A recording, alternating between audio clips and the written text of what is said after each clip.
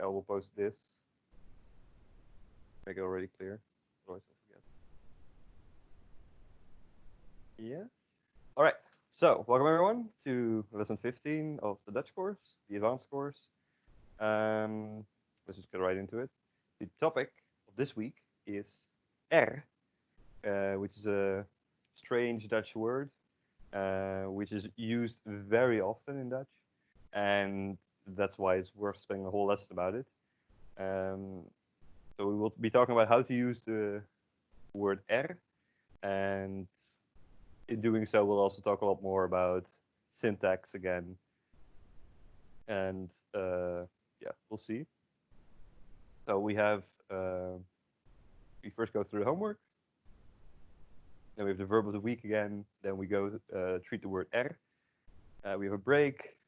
And it says we have a listening exercise, but I think I'll skip that because it will be kind of hard to coordinate. I guess I could share my screen and then you could do it. We'll see how that goes, how much time we have. In principle, this lesson isn't very long, so I think we have enough time. But I do want to have enough time for the last part, spreken, where we will have a speed dating exercise, as I already mentioned.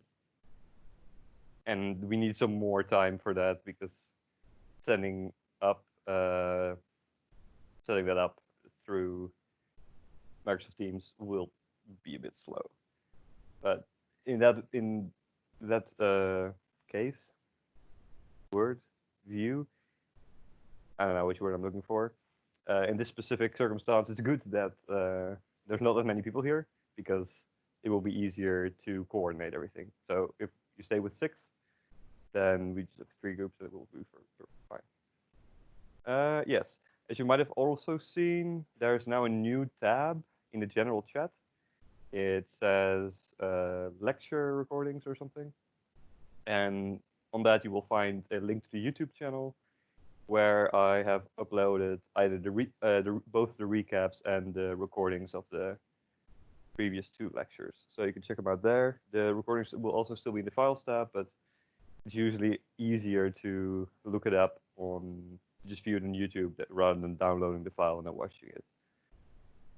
Just for your convenience. There's also the beginner's course recaps if you want. It can also be interesting.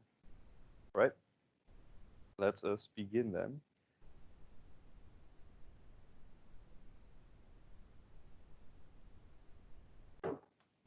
With the verb, the homework.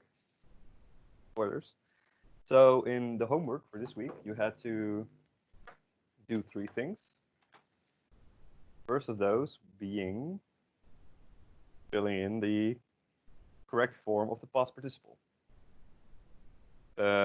which is the most straightforward one. The second one, you had to fill in the correct form of the verb, either past simple or present perfect, and the last one you had to fill in the future tense or the present perfect.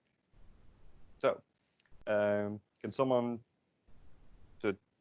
fill in the correct participle for me in the first sentence? We zijn vorig jaar naar Frankrijk op vakantie. So either type it in the chat. Yes? Geweest. Yes, very good.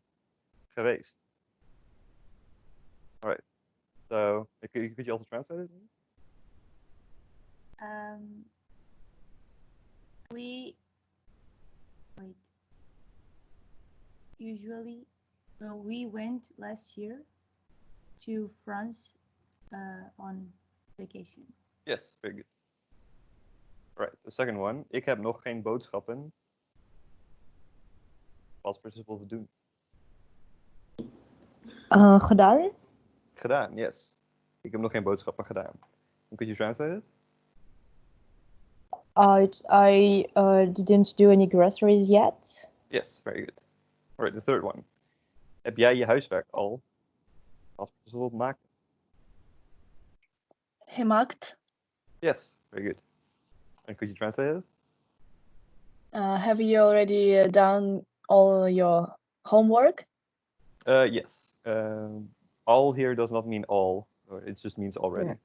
So Okay. have you already done your homework? But yes, very good. 4. Hij heeft heel lekker voor ons past participle voor koken. Gekookt. Yes. And this means? he finds it really nice, our cooking. Almost. It means he has cooked very nicely for us. Oh, okay. En 5, ze heeft meteen haar baas bellen. Gebeld with a Yes. D. What does it mean?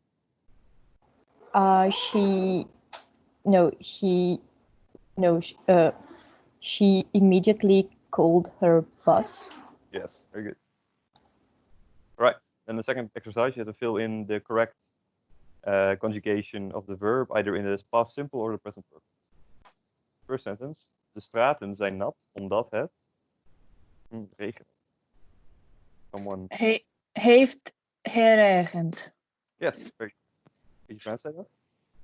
The street is wet because it was rainy. Yes, because it has rained. So you could either say heeft geregend. You could also say omdat het geregend heeft. Both of those would be correct. Okay, the second one. Het afgelopen zomer warm zijn. All right. Can someone do that?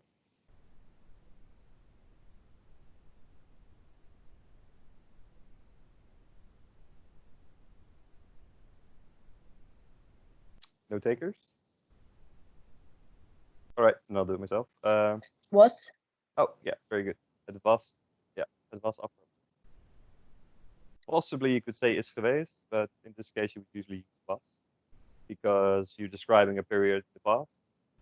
If you would say het is afgelopen zomer warm geweest, then it implies that that had some effect on the present still. So het is afgelopen zomer warm geweest, and that's why the water levels are still kind of low. Or crop yield has been, I don't know anything about farming. So it was hot last summer. Third, ze hebben de politie gebeld toen ze de dief. I will just do this for myself, please. You see toen, so you have to use zagen, the past simple. They called the police when they saw. Or wie? Mijn telefoon. De telefoon zit pakken. Anyway.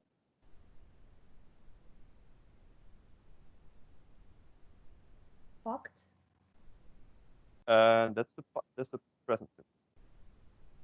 Oh, So either past simple or present simple. yeah. But can it be pakt with a T at the end or not?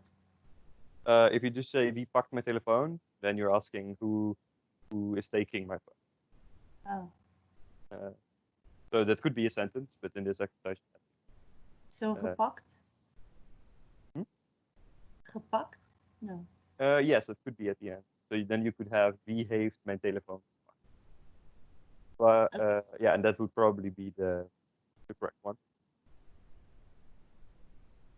So who has taken my phone? You probably not use the past simple here, namely wie pakte mijn telefoon, because usually, I mean, if you ask that question, like who took my phone, then it kind of implies that it has some effect on the present because it has effect on you wondering. If you say wie pakte mijn telefoon, then the implication is that you're kind of just telling that as part of a story, or you're just kind of remembering, like, oh yeah, wie pakte mijn telefoon. Two implications that are two, but oh yeah, when did someone? Was it you, Jerry? Yeah. It's last one. Hoe het bezoek aan het museum? Hoe was het bezoek aan het museum? Yes, very good. And what is the translation?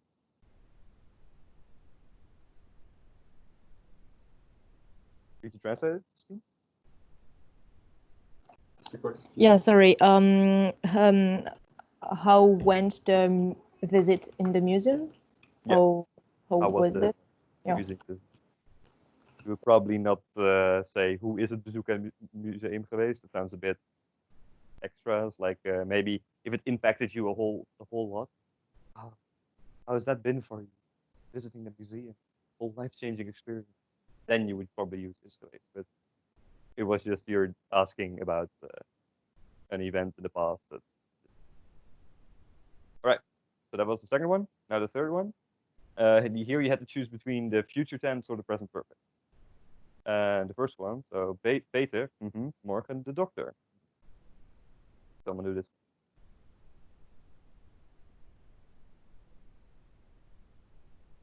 Peter zal morgen de dokter bellen. Yes, very good. Or oh shit, everyone. Okay, whatever. I didn't put it correctly. No worries. Yes, you can use gaat or you can use zal. Again, the difference between gaan and zullen is a bit going to just a statement about the fact, and zullen is more a promise or something.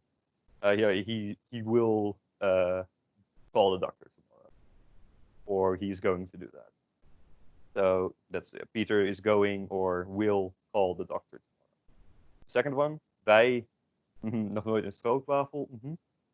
The nog nooit, meaning never yet, in sense, kind of implies that it's not the future tense, so you need to use the the present perfect. Wij hebben nog nooit een stroopwafel gegeten. We have never eaten a stroopwafel. The third one, jij volgend jaar een auto kopen. Dat is volgend jaar in de sentence, meaning next year. So it is ga jij volgend jaar een auto kopen. Again, you can also say you probably wouldn't say that. Zal jij volgend jaar een auto kopen? Sounds a bit strange, so you wouldn't do that. Ga jij volgend jaar een auto kopen? Will you buy a car next year?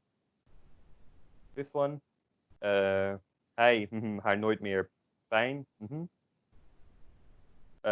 Nooit meer means never again. So the sentence, you could say, so that implies that you use the future tense. And here you would probably use zal over gaan, because here gaan would say he is never going to hurt her again, which makes sense, but he will never hurt her again makes more sense, like a promise in a way. Kind of a strange sentence, bit of what do you call that? Bit morbid, but good example of where you use ga or zal. The fifth sentence, ik ga / zal, I can't really see it, het vandaag doen. Yes, so I'm going to do it today or I will do it today. Both of those are pretty valid. I have a question about this last sentence, because I thought we could also say ik heb het vandaag gedaan, like I've done it today. Yes, that's Is it also right? that's also very possible. Okay. There's not really, both are possible. I should have added both options. You could say I have done it today, or I will do it today, or I'm going to do it today. The sentence doesn't really tell you which one you should pick. So, yeah. Okay. Thanks. All right. So that's the recap of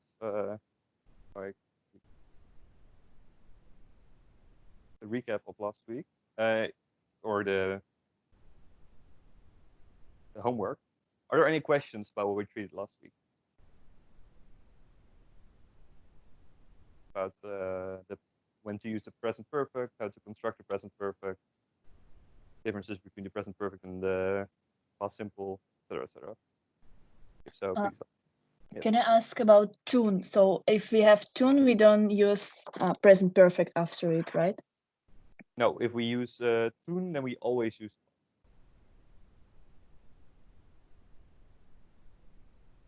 So yeah, you don't use the present perfect. Okay, thanks. Any other questions?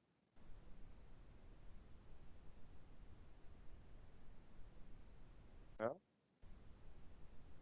All right, then I will just continue. If any other questions come up, please. Right. So the verb of the week is eten. I'm not really sure why it is eten, but it is a useful verb to know. It means to eat.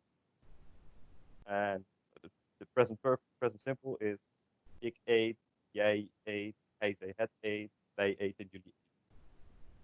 So this might look a bit irregular, but it's actually not, because it just ends the verb just ends on the T stem. And so in the jij and the hij, you add a T. You don't need two T's at the end in Dutch. That's pronounced the same, so leave that. The past simple, it's an irregular verb in the past simple. So it becomes not eten, but it becomes ik at, jij at, hij, zij, het at, wij aten, jullie aten, zij aten. I think someone has their microphone. Maybe turn it up. I hear some noise. Turkey. Maybe check if your microphone. Otherwise, this is just some weird thing. So then the past participle of eten is sort of regular, but not really. If it was regular, it would be geëten. But that sounds weird, so we make it gegeten. Ik heb gegeten, jij hebt gegeten. Again, I should really remember to fix it. Hij, zij, het heeft gegeten. Wij eten, jullie eten, zij eten. Wij hebben gegeten, jullie hebben gegeten, zij. Okay. Useful word means eating. Probably something you do often. Good to know. All right. I assume there's no questions about this, but I do assume that there will be some questions about this word, namely er. Er is a pretty weird word in Dutch, and depending on how you count, it has like 3, 4, 5 usages that are all quite distinct. It's used all the time in the Netherlands, in Dutch, sorry, also in the Netherlands, speak Dutch here. And so it is good to know how to use it. The goal of this lesson again, and the goal of course general, is not that you immediately grasp how to use er and be able to apply it perfectly every time without fail, but to introduce you to the subject and to kind of let you know how this is used, so you know when you recognize it that, oh yeah, I know something about that. So you can absorb information, language, you can listen better to them. All right. We'll distinguish in 4 cases, and we'll go through all of them in detail, and then you have an exercise. So the first case is, or no, these are just some examples. So how the word is used. First one, zijn schoonmoeder was er ook. His mother-in-law was also there. Er zal iets moeten veranderen. Something will have to change. Hij wil de tafel verplaatsen, maar de tv staat erop. He wants to move the table, but the TV is standing. Hoeveel vakken volg jij? Ik. Now these are also the 4 cases that we will distinguish usages are er. So in the last sentence means, how many courses are you following? I'm following. To quickly tell you what they mean, because I don't have a slide for that summarizes them all at the same time. Let's go through them. The first one is a determiner of place, meaning there, basically, an emphasized version of there. The second one is an introduction to an unspecific sentence, so a sentence that has an unspecific subject, like something. The third one is as adverbial usage of it. So when it is used in an adverb, like an adverb of place here, on top of it. In Dutch, we don't have an object form of it, as you may have seen sometimes. So the object form of, for example, in English, of he is him, and the possessive form is his. But in Dutch, we have the normal pronoun it is het, but there is no object form, and there is also no possessive form. Instead, we use er, some weird construction with er to imply this. We will get to it. And the fourth one is to refer, sort of the genitive version it. So it's kind of the same as the third one, but a bit different. So the implication here is, how many courses are you following? I'm following of them 3. So ik volg er 3. But we leave out the fun because I don't know, that's something that happens. So that's the 4 cases. Go through them. Again, interrupt me at any time. So, plaatsbepaling, that's the first use of the word er, namely just as a adverb of place, meaning there, but then not that. So, first example is, ik ken de weg in Utrecht. Dat ik Utrecht ken. That is a way you would, that's a kind of cumbersome way to say a sentence. I know the way around in Utrecht well, because I lived in Utrecht. In English, you would also not say Utrecht twice. You would refer to Utrecht differently. You would say, I know the second translation. I know my way around. I know my way around Utrecht well because I lived there. So in Dutch, you also do that. But for this usage of there, we er. So ik ken de weg in Utrecht goed, omdat ik er woon. You would not say. So the normal word for there in Dutch. Daar, A-A-R. But you usually would not say, ik ken de weg in Utrecht goed, dat ik daar gewoond heb. Because if you use daar in this way, it really puts an emphasis on there. It's like an emphasized version, like the jij-je distinction of it. Jij is very specific and je is unspecific. And here as well, daar is pretty specific and emphasized, stressed, whatever, and er is kind of unspecific or unemphasized. So that's why you use it. Or here, ze heeft deze zomer gesurfd. She has surfed there this summer. Again, you're referring to something else with er, to an already mentioned place. This is the easiest use of er. Just means there, just use very often. This is probably the most common usage er in Dutch. It's also probably the most complicated. And this is as inleiding van zo'n zin, the introduction of an impersonal sentence. So, or impersonal clause, I should say. It doesn't per se have to be a sort of sentence. In Dutch, you can't put a unspecific or unspecified thing, noun, whatever, as a subject. So things like something, nothing, a lot, many things, whatever. Don't put that as a subject in Dutch. For historically, I'm not really sure why. So first sentence, er kan niets gebeuren means nothing can happen. For me, nothing bad. In English, you can just use nothing as the subject of a sentence. In Dutch, we don't. Instead, we use er as the subject. Maybe some intuition why we don't do that, because nothing is very specific, or it's not a thing that can be a subject. How can nothing be? So we use sort of a placeholder subject.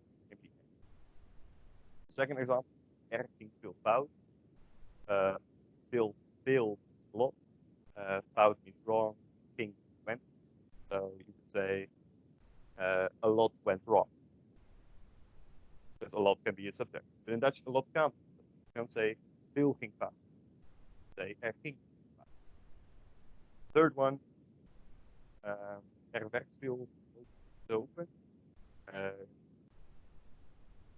To translate this kind of cumbersome, a lot of smoking and drinking happened someplace. What's happening? What's going on? In English, you would probably translate this as there was a lot of smoking and drinking happening. Probably at a party. Well, you don't smoke or don't go to. So this is the second usage of er. This is probably most common, and also probably the hardest one to get used to. Definitely, I think getting used to it, how to think about, like to recognize it, is a bit easier, but still it will take luck. So voor gebruikerssoftware onpersoonlijk is used if the subject, so something, nothing, whatever, a lot, few, anything that sounds that isn't really attributable to the person, sounds kind of vague, and is very simple. It's also very common in combination with the passive one, which we will treat, I think, in the next lesson. No, in the third lesson? The one after that? No, in the one after that, lesson 18, treat passive. Because for now, you just know that the passive verb, passive form in Dutch is constructed with the verb worden, means to become, which is how English constructs passive verb, which does things verb to be. So, werd geschreeuwd. Very literal translation. There became shouting, or shouting happened, saying that. Again, usually in the passive form, the object of the sentence becomes subject, but shouting is a very unspecific object. So in Dutch, we use er, because shouting is not really personal. So for the third one, the second one, er werd fighting happened, a lot of fighting. There was fighting. It's probably the closest. But in English, you would say, yeah, fighting happened. Although now that I mention it, there was a lot of fighting.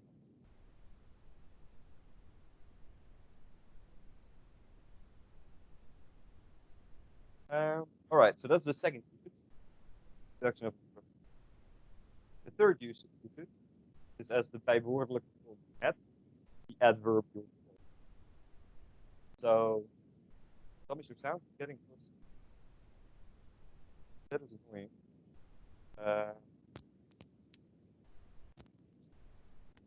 Is it okay right now? Still. If it's really bad, you probably can't hear. Sounds better. Okay. I'll try not to move around too. Yes. All right. The okay. So the third form, usage of er, is as the adverbial form. Again, in Dutch, we don't have an object or possessive pronoun for it, so we need to use some constructive. Here, for example, Kees heeft een stoel.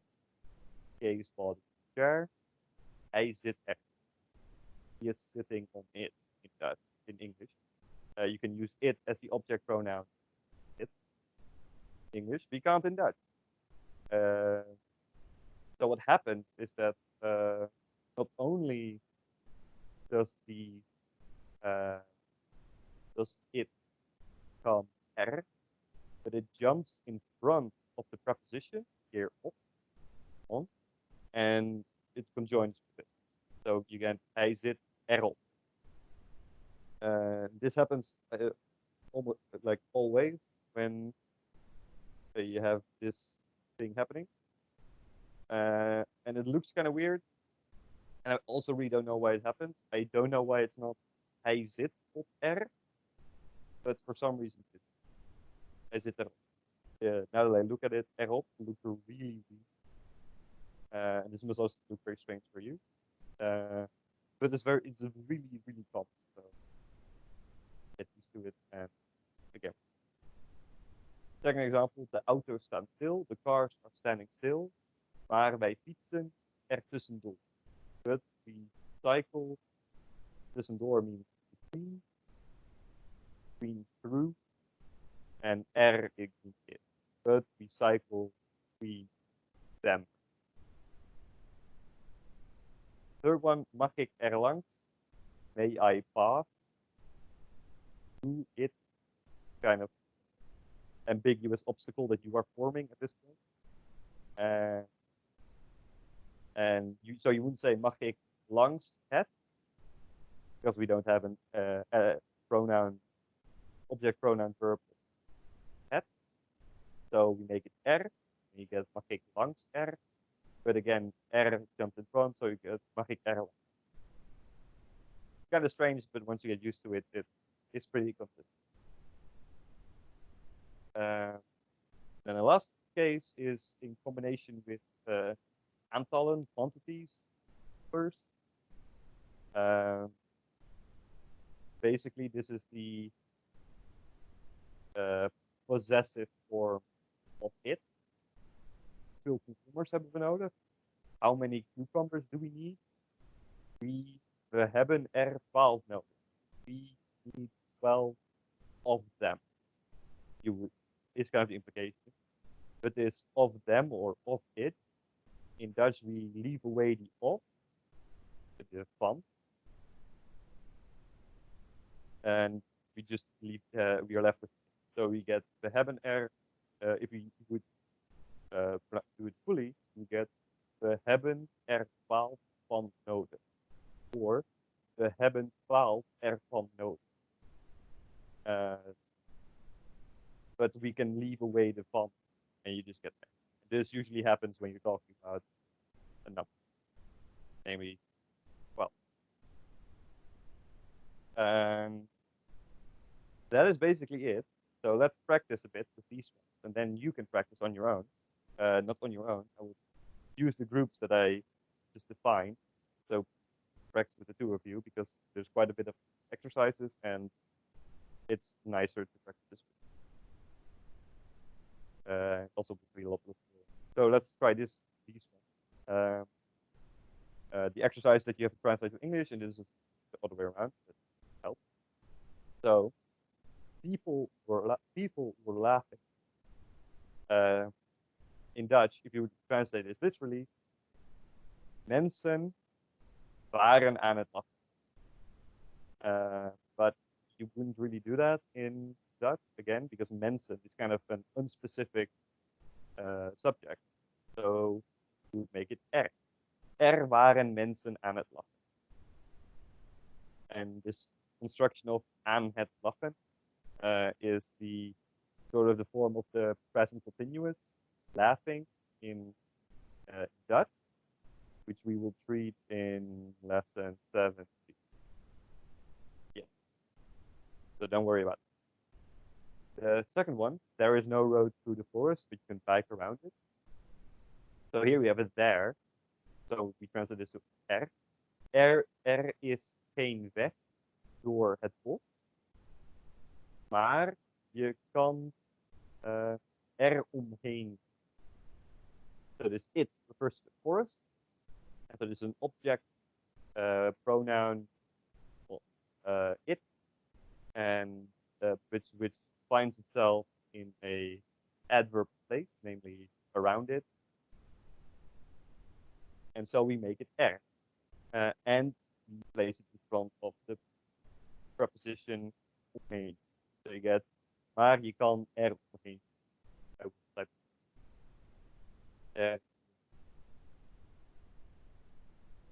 Kind of weird, but that's like the third one. I've lived there for 6 years. Ik heb er 6 jaar gewoond. So this is just translation of there. All right. So for now, before okay, so what I want to do is that these groups that I've defined, you go to the channel and you make the exercises together. And there are, I think, 2 more people. I can't.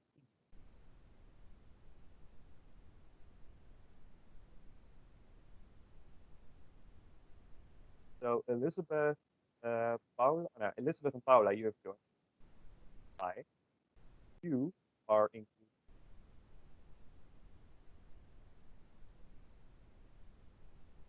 Great question.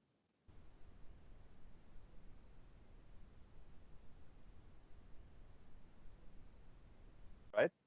Yeah, please be back here at to 5 to 7, so 18:55. If you are done earlier, please come back here and mention that you're done.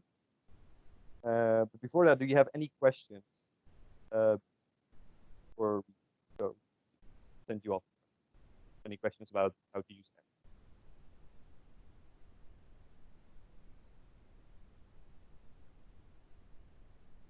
No? All right. Then please leave this meeting. Go to the group that you were assigned to, and please make the exercise together. Right? If anything is unclear about that, please let me know. And so, good luck. We only do exercise 1. Yes. Oh, there's also might do that later. Oh no, wait. Yes, only do exercise 1. Because exercise 2 is a speed date. Get in a bit. I need to give some more explanation. So, good luck. See you in. I will not leave this. I will jump in.